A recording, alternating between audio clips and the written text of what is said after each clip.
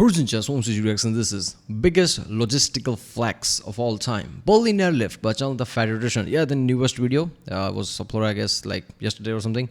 Yeah, I think I watched like extra history video on this. Extra history video on this. Berlin Airlift, a short video. But basically, it explained how like basically Soviet Union closed the Western Berlin because Soviet Union was like surrounding the whole area, and there was like west part was about the Western allies or something, right? So they just closed that off for some reason, and basically Western Americans basically just said, "Fuck it, we're just gonna air fly everything," right? Obviously there was I don't know what was happening, but something tensions were rising, so they just closed the border, thinking like they have no reason to I guess come to negotiation or something, or maybe they'll give up the West Berlin or something. I don't know what Soviets thought of, but it's like fuck it, we'll just fly everything. So that was awesome. Yeah, this is obviously Federation will explain this in detail. I don't know much about this in detail. That was like a short animated video, so it's gonna be interesting. Let's watch it. Remember, if you like my reaction, don't forget to subscribe. That way you can help this channel by helping the algorithm. If you haven't seen my other reactions to Federation and other videos like this, check out the link in the description or in the end of the video end card. I'm Instagram now. If you want to follow me, also link in the description. And yeah, let's watch it. Yes, that time that communists tried to starve an entire city, so America and the UK teamed up to deliver 4.6 billion pounds of food and supplies to that city using nothing but cargo planes. 4.6. Today we're talking about the biggest economic and logistical flex of all time, America's Operation Vittles and the UK's Operation Plainfield, coming together to be known as the Berlin Airlift. But first, a word from our sponsor. This video is brought to you by Henson's Shaving. Okay, here's the deal. Henson's is a family-owned machine shop that makes parts for the aerospace industry. There's literally parts on the Mars rover that these guys made, and one day they woke up and they're like, hey, we're just gonna make the most precise safety razor on the market. And this is it. This is all they sell. It comes in aluminum or titanium. If you want to pay extra, it comes with a little stand. And then they also sell the razor blades, so you have a one-stop shop, not because their razor blades are proprietary, because this thing will take any shaving razor blade on the market. You don't have to buy their proprietary cartridge. You don't have to sign up for their monthly delivery thing. No, you buy this one time and then you can put any 5-cent razor in it and shave for the rest of your life. So the product itself is fantastic, but more importantly, the company is awesome because every time a YouTuber does an ad like this, they get sent a little media packet full of talking points, what to say, what not to say, and so on. Now, I'm not supposed to disclose this, but the brief that I got for Henson's basically said there is no script, do whatever you want, we trust you. Also, in the first paragraph, they said this, quote, if for whatever reason you don't get a good shave with our product, please let us know. If we can't help you, then don't endorse us. We think we've made one of the very best razors in the world. If you disagree, we'd rather not ask you for a non-genuine endorsement. So not only are the razors great, but this is the type of company you want to support. I'll have a link and a discount code down below. Let's get back to the video. All right, important background info. I mean, look, man. The Federation whole thing is that sit in a chair and explain shit, and he's really good at it. So this is not the guy you need to give script to, right? It's just like whatever he'll say is probably do it right type of way. After World War II, the Allied forces took control of Germany, and it was split into pretty much 4 different chunks. This is look at this shit. Like it's like whole Soviet Union, right? And the Berlin, even that it has sectioned off, and this is probably west part. Soviets got a piece, America got a piece, the French and the British both got a piece. Here's a map of that right here. Okay, here's where it gets a little weird. Berlin was also split into 4 equal chunks. The problem with that was Berlin was 100 miles into the Soviet territory, so you have this little tiny speck on the map of British, French, and American territory completely surrounded by the USSR. While that is weird, it wasn't really a problem because right after World War II, everybody was still an ally, so America, the British, and the French had no problems using the roadways and the trains to get food and supplies to their section of Berlin. Now, just so we're on the same page, Berlin and essentially all of Germany to a slightly lesser extent is essentially a third world country at this point in time. Berlin in particular has essentially been turned into rubble from Allied bombings. The entire German economy is in the... Whoa.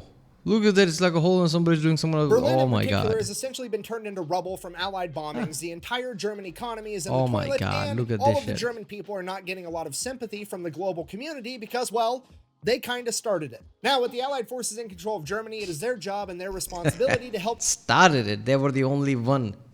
It's not like World War I where they're like multiple, right? I mean, yeah, there were multiple, but basically it was just like Germany, right? Like, yeah, there was Japan and everything, but on the European theater, it was just like Germany. Even Germany had allies, but there was like it basically was Germany. World War II can mostly summarize into like who was the only guy? Germany, basically. You can kind of say that in World War I as well, like Austria was kind of there. even though they started everything. But yeah, still. help take care of the German people. Now, the Western powers, America, Great Britain, and France, they're all on the same page. They all have the same game plan. They want to go in, render aid in the short term to the German people, then in the long term, help prop up their economy, get them back on their own feet, and then they can leave. The USSR, on the other hand, aka the communists, absolutely hate that idea. The last thing a bunch of communists want is people being able to take care of themselves, so they step in and they're like, no, absolutely not. We're going to build a communist utopia out of this place. So, in order to stop the Western powers from helping Germany, they decide that they're going to print billions and billions of Reichsmarks, the German currency. They devalue the currency so there's so much money that it's no longer a store of value, to the point that it literally takes a wheelbarrow full of money to buy a loaf of bread. Because of this, the already struggling German economy completely collapses and a black market sets in, and the new currency for Germany is essentially cigarettes and food. And this goes on for like 2 years, with the West trying to negotiate with the USSR on how to proceed. And during that time, the people of Berlin are quite literally starving and freezing to death, with the average Berliner eating less than 1,000 calories a day. Yeah, obviously I know about this. Like I know about World War II a lot, so also this. Yeah, this was like a best example of like how communism versus, I guess, capitalism, how they are working, right? You can easily see in East Berlin how they basically print out the money, how the shit was insane. Like the number was ridiculous. How one bread, like people can basically work their ass off and can't even afford one piece of bread. Like what the fuck? And all basically happened because of the basically communism, right? Like how communism was working. Like they made certain decisions that they really shouldn't have. While the West was making all the right decisions, right? You can feel that, but it aligned with their ideology, so they made that, right? And it just didn't work. It was just like everything was intensified, right? Like the police and everything, like, you know, I don't know how to say this, like the hardness of the police and everything was just amping up as well. It was like fear on the street, and money was just not there. It was so horrible, and people literally, it became like a prison. People was jumping out of the wall trying to get to the West Berlin and shit. Eventually, the West steps in and they're like, fuck it, we're just going to do it without the communists because we have to help these people. So they create a new type of currency for Germany known as the Deutschmark, and it's going to be seen as a real store of value and help rebuild the German economy. The Soviets find out about this and they freak out, basically break all diplomatic communication with the Western powers, and they officially want to break up and just have East versus West, capitalism versus communism, Hungary versus Fed. This is where the Cold War really starts kicking off. And the first ideological battleground of the Cold War is going to be Berlin, because remember, it's 100 miles into Soviet territory and a big chunk of it is still controlled by the Western powers. So the Soviets decide they need to take over that part of Berlin too. They can't have a little speck of capitalism in their communist utopia. Now, luckily for the communists, it's an easy fix. They really don't have to do anything, because the minute the West Berliners see what a communist utopia really looks like, they're going to willfully and freely denounce capitalism and run over and become communist too, right? Wrong. That's never going to happen, because communism sucks. It's always sucked, and it's always going to suck. So the communists are going to do what they always do. They are going to basically present West Berlin the option: join or we will attempt to kill you. Because if you don't know, that's... Yeah, basically that's what that happened, right? That's what they did, the blockade. Look, communism sucked because even if you like agree with the ideology, right? Even if you agree at a lower base, it can't get the height or prosperity or higher economy it needs with that ideology. It's like you need to have like great shit doing capitalism or something and then implement communism or something. But if you lived already in capitalist world, you're not going to implement communism, because that's not, people are going to align with it. So communism technically never works, even if you believe in the ideology, because you'll never get to the point where it's like good enough for the people, right? And if it's not good enough for the people, you're just on the way to struggle. In your head, there's always be a vision like we're going to be this kind of a utopia, but we are not there yet, so we have to do everything in our power to reach there. It doesn't matter what we have to do, and that creates a hellhole, basically. That's what happened. It's the dirty little secret to communism. They always talk about seizing the means of production. What they never bother to tell you is that people are also part of that means of production, and they will seize you too. So that's exactly what they do. They attempt to seize West Berlin. They blockade it off from the Western powers. They cut off every road, every railway, and every waterway so that the Western powers cannot get West Berlin food, or any other supplies. And then they cut off the power to that section of the city, quite literally freezing and starving them to death until they comply. So obviously this is a diplomatic and humanitarian disaster. All the military leadership runs over to President Truman and they're like, hey, what do you want us to do? Basically, we got three options. Option A, we can start rolling tanks in and kick off World War III right now. I was about to say that's probably going to be option A. General thinking, what are the chances president will choose A? Let's just give him the A first so we can basically roll tanks in it.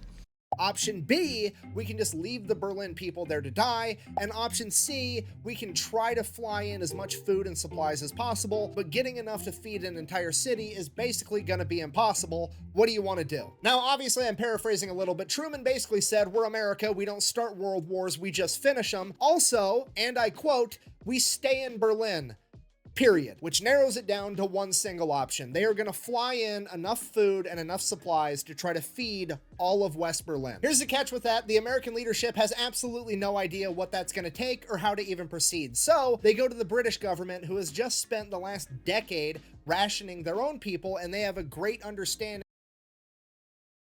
of what it takes to keep a large population of people fed and warm. So Great Britain crunches the numbers and they figure to get every single person in West Berlin 1,700 calories a day, it's going to be 1,500 tons of food every single day. In addition to that, since the power got cut off, they're going to need 2,500 tons of coal and fuel every single day. Okay, 4,000 tons, just so we're all on the same page, that is 8 million pounds of supplies every single day just to keep everyone alive. And the best cargo plane they have to work with at this point in time is the C-47 Skytrain, which has a maximum capacity of 3 tons, meaning that they are going to have to land 1,333 cargo planes into Berlin every single day. To put that into perspective, there's only 1,440 minutes in a day, meaning that one plane has to land every minute and 8 seconds.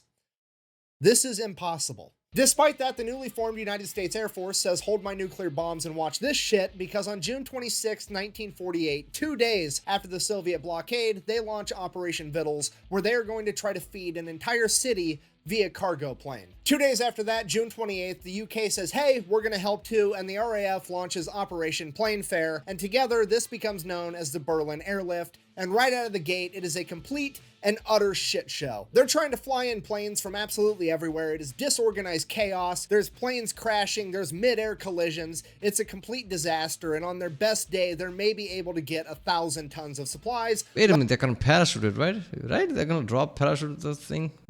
Wait a minute, I'm pretty sure, I don't know. Less than a fifth of what they need. Now at this point, the conditions in Berlin are getting worse and worse by the day. The communists are essentially laughing at the stupid capitalist pigs, at which point America calls up one of its main characters, a man by the name of This is like stabbing somebody and laughing when somebody's trying to save him. Look at the idiot, can't even try it, you can't even save. Like, can you do it? The fuck you on about? Like this, you're not competing in the same side. You're literally starving them. They're trying to do impossible right now.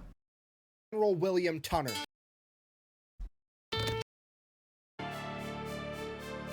All right, this is a guy that coordinated all the logistics of getting supplies into China during World War II when they had to fly over the Himalayas. If anybody can unfuck this situation, it's gonna be him. And that's exactly what he does. So General Tunner comes in and he's like, here's the deal. We're gonna fly these planes like we're conducting an orchestra. There's 3 air channels to Berlin. The 2 on the outside are gonna be planes going to Berlin, and the 1 in the middle is gonna be planes leaving Berlin. For the 2 air channels going into Berlin, we're gonna launch 1 plane every 3 minutes all day, every single day. And those planes are gonna fly at 5 separate altitudes, staggering every single time to give them just enough time to land. The Germans on the receiving end of this are like, we're literally starving to death. We got to help out the Americans and the British with this. So they show up and they start unloading the cargo planes for them. And they get so good at unloading these planes that they can unload all 3 tons of cargo in under 7 minutes and help get the planes turned around and sent back out. And this turns into one of the most beautiful humanitarian team effort moments in human history. There's American and British pilots, aircrew members, mechanics, all just showing up in West Germany without even being called to help with this effort and to fly and repair these planes to keep them going around the clock. And then over in Berlin, the same thing is happening. There's Luftwaffe airplane mechanics showing up to help repair the American. This is some insane shit, right? I mean, Nazis basically try to fuck shit up and let's just say kill everyone in a way. Not really, but yeah, trying to take over everything. World War II becoming one of the worst shit of all time, right? Nazis are German, basically, right? Obviously, not all Germans are Nazi, but Nazis are German. At the same time, imagine like German people's mentality, like nobody has sympathy for us around this time, for obviously. And then when you're about to starve, you see this like in mass, people in any means necessary try to save you. From their point of view, like their view of the any Western power is just going to be changed forever, right? So that is some insane shit, like just seeing that, and at the same time also seeing what Soviets are doing, trying to actively kill you at that point. Now imagine like East Germany seeing this, like we are Germans, right? One of our people, a group of people tried to fuck everything up and killed a lot of people, right? And West is still trying to save West Germany and means necessary. From their point of view, like it was like done. East Germany was like one way or another is gonna like, fuck it, we are gonna unite with the West because you people are fucked up. That was inevitable. American and British cargo planes to keep everything running. The two sides that were fighting against each other just a few years ago are now working together to save people. Everybody involved in this operation gets so good at what they're doing that the choke point that's holding up even more progress is that they don't have enough airfields to land the planes on. So the Germans straight up build another one. The only problem with that was there was this big ass apartment building in the way, and when the pilots lowered their landing gear would only clear that apartment roof by like 20 feet, which seems like it would be kind of terrifying. So the Germans are like, hey, do you want us to rip that apartment building down? What do you guys want us to do? And the American and RAF pilots are like, bro, we just got done flying in World War II with you guys and the Japanese shooting at us. The apartment's gonna be fine, trust me. And sure enough, they start not only hitting, but exceeding the quota of 4,500 tons a day. And this infuriates the Soviets. This is the biggest economic and logistical flex of all time. It shouldn't even be possible, and yet America, the UK, and the people of West Berlin are somehow pulling it off. At this point, the Soviets decide they have to try to do something to stop this, so they start sending up all their... Isn't like France also part of like West Berlin? They also have like person. Why aren't they doing anything? Why just UK and America? I thought it was UK, America, and France that are the west part. Fighter planes to try to mess with all the American and British cargo pilots by flying too close. They're basically trying to mess up air traffic, cause accidents, do anything they can to slow down this logistical miracle. However, it doesn't really work. Why? Because the American and British pilots know that it's basically a bluff, because it's essentially a giant game of fuck around and find out, because if the Soviets actually do anything, it's going to kick off World War III, and at this point in time, America is the only country on the planet that has nuclear bombs and a president that's not afraid to use them. Okay, if you're not picking up what I'm putting down, I'm trying to tell you that the American and RAF pilots are flying with the confidence of knowing that if one of these Soviets shoots them down, President Truman is going to bitch slap their entire country with the sun. Needless to say, they were unfazed by the Soviet harassment. How unfazed were they? Thank you so much for asking. Cue our next main character, Gail Halvorson, aka the Candy Bomber. He was one of the many pilots that was flying supplies into Berlin, and somewhere along the way he decided that he was going to start dropping candy bars with little handkerchief parachutes out of the window of his plane over West Berlin so that the kids could get some candy. And eventually this caught on, and all the kids were waiting where the planes would fly over, hoping that they would get a candy bar. Then the American government caught on, and they're like, oh shit, this is a great propaganda opportunity. Imagine what it would be like if every single plane was dropping candy out of it. So that's exactly what they do. They start dropping a bunch of candy out of every plane, and then they make propaganda out of it. But then it gets bigger because all the American candy companies start sponsoring it and donating even more candy to drop. And then it gets bigger because all the kids in America and the UK start raising money at school to buy candy to give to the kids of Germany. And they're giving out even more candy. And the Soviets have to stand there and watch as the Americans and the British are not only flying in a literal Costco worth of shit into West Berlin every single day, but they're dropping candy out of their planes like it's a fucking parade the entire time. And this is all going on while East Germany and East Berlin is eating potatoes and standing in bread lines, and it makes the Soviets look like the biggest assholes on the planet. Because not only are the people... Yeah, I mean, this is the most insane shit ever. Imagine like East Berlin people looking there like just simple bread with nothing. And they see they were eating Hershey's and shit. Like, what the fuck is this? Yeah, this is like one of the most insane time ever. One city divided in two like that. One part completely like that should be starving. It's like, if anything, partying all the time. Other part is completely starving because they don't have, if their money means nothing. They basically don't even have bread at this point. One of the most insane shit ever. It surprised me that it actually lasted for a long enough time before the Berlin Wall came down, which is like even more insane.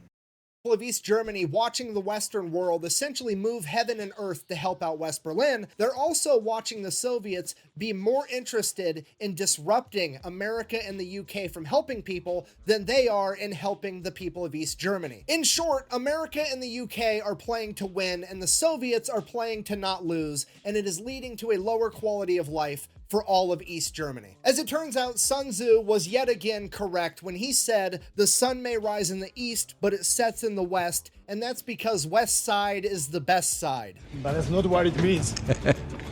Really? Not even close. That might have been Ice Cube, actually. Anyways. Yeah, this time was so insane. But seriously, man, only America had bombs around this time, right? So when they blockaded the West Germany, why didn't they say like this is act of war, go away, or there is no, there is no Moscow left anymore? They could have just said that, right? They are the one with the bomb.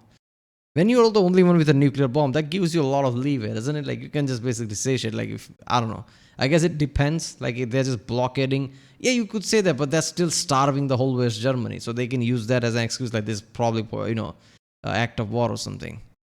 There is such thing as like global backlash and things like, but then again, they're literally starving the group of people at this point.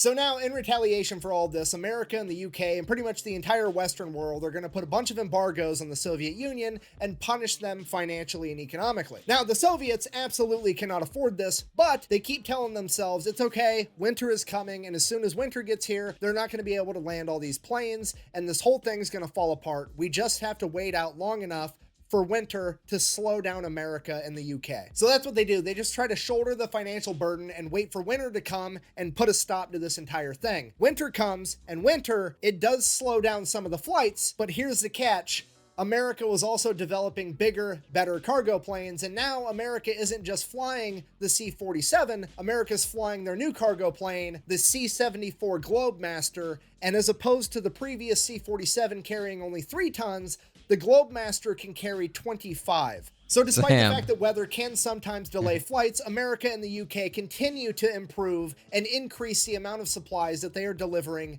daily. And by Easter Sunday, 1949, they would break their own record, landing 1,383 planes in a single day, delivering 13,000 tons of supplies, which is 26 million pounds, which obviously is like 11.8 million kilograms or roughly 87 blue whales. Yeah, the United States Air Force and the RAF shipped 87 blue whales worth of crap into West Berlin in a single day, and because of this, it becomes very apparent to the Soviet Union that America can and will keep this shit up forever if they have to, and they are finally forced to give up the blockade because they cannot shoulder the financial burden anymore, and that would come down on May 12th, 1949. Why is it called airlift though? Isn't it like airdrop more like it? Like they're not lifting, they're dropping shit.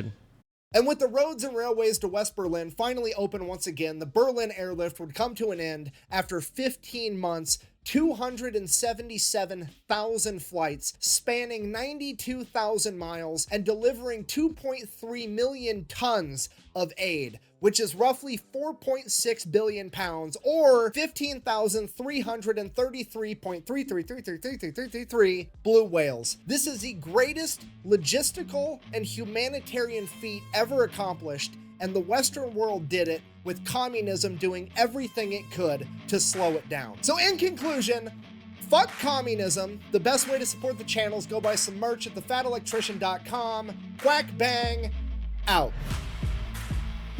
There's something in the end. And then the Soviet Union got all pissy and built a wall through the middle of Germany, and that's what we're going to talk about next week.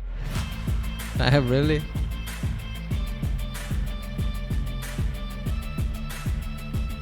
Yeah, right. Yeah, this was like the biggest logistical flex. I mean, what else can it be? Like you have to land plane every minute or something. Like fuck it, we'll do it. And they're just like, okay, you know what? We can keep this up for a few months, and during that time, we're gonna build one insane cargo plane. There's like what, 7 times, right? 7 times more than the previous one. 25 tons instead of 3-1. That's just great. Alright, bro, that was biggest logistical flex of all time. Berlin airlift, more like an airdrop. By some fat nutrition. I like the candy thing, right? Like somebody's like, oh, look at that, I'll just give kids candy, right? And then America like, fuck it, we're gonna do it. And we just went insane. Like everybody just amplified. All the people are doing charity and things are just like drowning them with candy at that point. Yeah, the whole thing about West and East, like just like the disparity of two things, like how different was West and how different was East by the end of this. I'm pretty sure like Soviet Union tried everything in their power, tried to make sure that none of the news of West ends up on East because of this. Yeah, it's the difference between like how South Korea is now compared to North Korea, I guess, right? In a way, yeah. Alright, well, if you like my next one, subscribe and yeah, I'll see you next time.